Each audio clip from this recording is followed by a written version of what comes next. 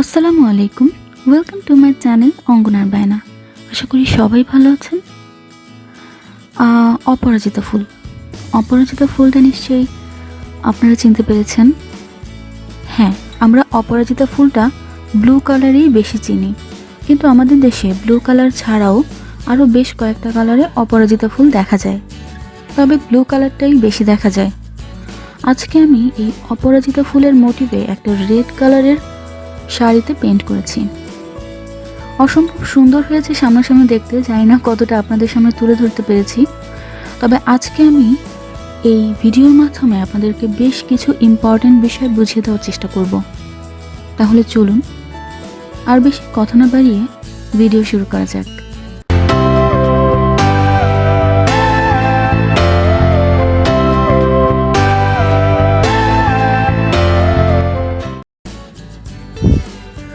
আমি এখানে একরামিন কালার বানিয়ে নিয়েছি। তো আমি এই কালারটা আমার হচ্ছে একরামিনের যে র কালার তার সাথে এনকে বাইন্ডার এবং হোয়াইট পেস্ট মিলিয়ে তারপরে আমি এই কালারটাকে বানিয়ে নিয়েছি।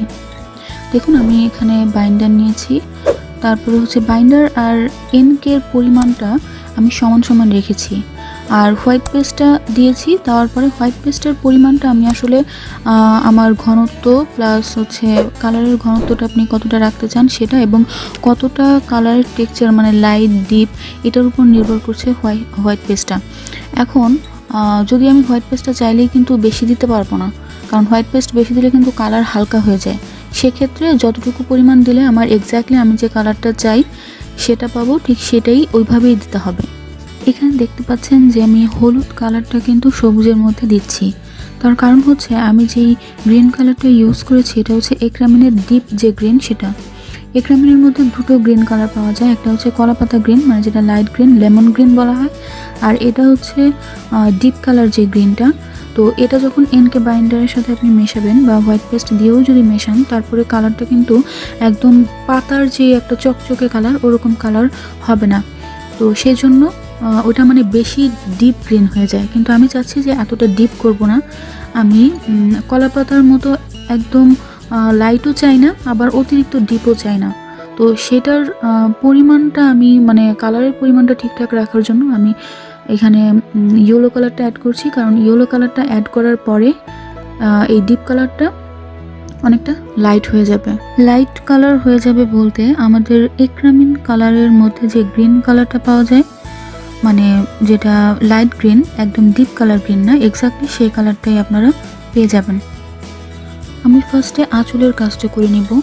আঁচলে আমি অনেক বড় বড় করে অপরাজিতা ফুল আঁকবো, আর আঁচলের দিকে আমি মানে আমার শাড়ির পুরো শাড়ির যে জমিনে বলতে আমি পাড়ে কাজ করেছি। তো পাড়ে আর বুকের কাছে যতটুকু সাইজের অপরাজিতা ফুল এঁকেছি তার থেকে বিশাল বিশাল বড় ফুল আমি আঁচলে দিয়েছি। তো সেক্ষেত্রে আমি চিন্তা করেছি আমি আসলে শাড়ি করার সময় আঁচলের পোর্শনটা আগে করি, কারণ আঁচলের কাজটা একটু বেশি থাকে। আর প্রথমে আঁচলটা করা হয়ে গেলে আমার মনে হয় যে শাড়ির পুরো অর্ধেক কাজই শেষ হয়ে গেছে। তো এই জন্য আমি আগে আঁচলটা কমপ্লিট করব, তারপরে আমি হচ্ছে গিয়ে নিচে আর হচ্ছে বুকের কাছে কাজটা করব।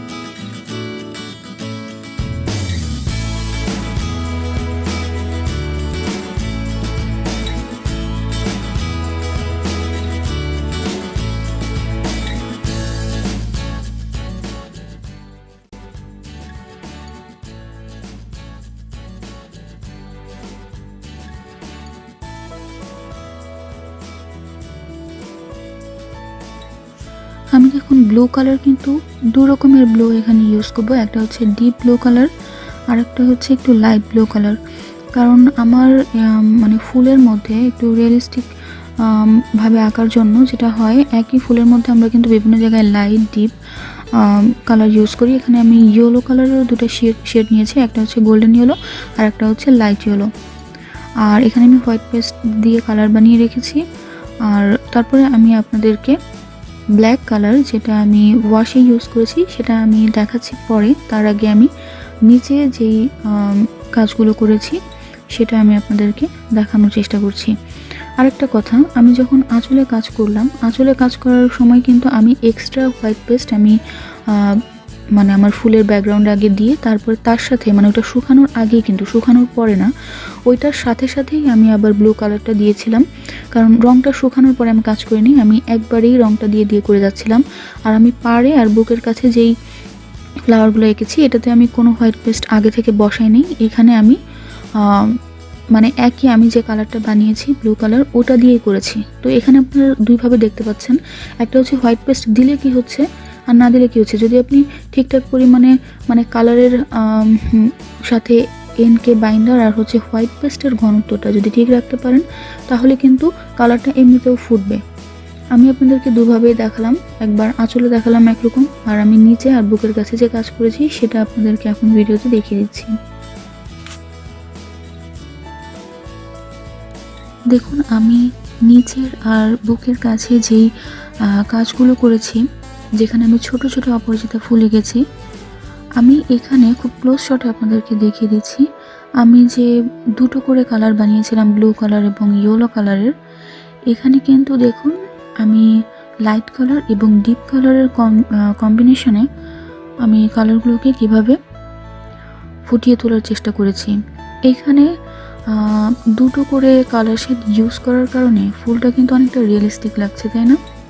মানে আসলে এখানে হচ্ছে কোথাও লাইট কোথাও ডার্ক, এই ব্যাপারটা যদি ডিজাইনের মধ্যে করা যায় তাহলে কিন্তু খুব সুন্দর একটা, কি বলে এটাকে, এত সুন্দর একটা কম্বিনেশন হয়, দেখতে খুব সুন্দর ফুটে। পাতাগুলোর দিকে খেয়াল করলেও দেখতে পাবেন যে আমি কিন্তু এখানে গ্রিন কালারের একটা লাইট এবং ডিপ কম্বিনেশনে পাতাগুলোকে করেছি। কোথাও আমি একটু লাইট করার চেষ্টা করেছি, কোথাও ডিপ করার চেষ্টা করেছি, তাহলে একটা আলো ছায়ার একটা ব্যাপার কাজ করে এবং দেখতে কিন্তু খুব সুন্দর লাগে। এবং পাতার মাঝখানে একটা করে শীট দিয়েছি, সেটাও আমি গোল্ডেন ইয়েলো কালারের। তো এভাবে করে আমি পুরো ডিজাইনটা করেছি পাড়ের দিকে এবং বুকের অংশে। আর এখানে দেখুন যে ব্লু কালারের যে লাইট কালার এবং ডিপ কালার এই দুটোর কম্বিনেশনে কিন্তু অপরাজিতা ফুলটা খুব সুন্দর দেখাচ্ছে, তাই না? এখন আমি আপনাদেরকে দেখাচ্ছি যে এর পরের স্টেপটা কেমন হয়েছে। তো এবার আমি আপনাদেরকে দেখাতে যাচ্ছি এটার পরে আমি ওয়াশ কালারটা কীভাবে করেছি। ওয়াশ কালারের জন্য আমি ব্লু কালারটা চুজ করেছি, আমি ওয়াশ কালারের জন্য ব্ল্যাক কালারটা চুজ করেছি। এবং ব্ল্যাক কালার একরামিনের যে র কালার সেটাকে আমি এনকে বাইন্ডারের সাথে, শুধুমাত্র এনকে বাইন্ডার, এখানে হোয়াইট পেস্ট এপ্রিটন বা নিউটেক্স কিচ্ছু না, আমি শুধুমাত্র এনকে বাইন্ডারের সাথে সমান পরিমাণ এনকে সমান পরিমাণ বাইন্ডার, এবং চাইলে আপনি এখানে এনকের পরিমাণটা একটু বেশি নিতে পারেন, কারণ আমি তো একটা ব্যাকগ্রাউন্ড ওয়াশ দিব, তো আমার রঙটা অনেক বেশি পাতলা হওয়ার দরকার। আপনি এখানে বাইন্ডার যতটুকু নেবেন তার থেকে সামান্য পরিমাণে বেশি এনকে নিতে পারেন।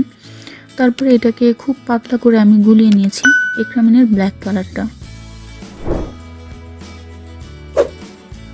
এরপর দেখুন আমার এই ফুল আর পাতা আঁকার পরে যখন সম্পূর্ণভাবে শুকিয়ে গেছে, তারপরে আমি এটার পাশ দিয়ে শুধুমাত্র পানি, মানে পানির সাথে আমি কিছুই মেশাইনি, শুধুমাত্র পানি ব্রাশ করছি আমার ফ্লাওয়ার আর পাতাগুলোর পাশ দিয়ে, ঠিক আছে?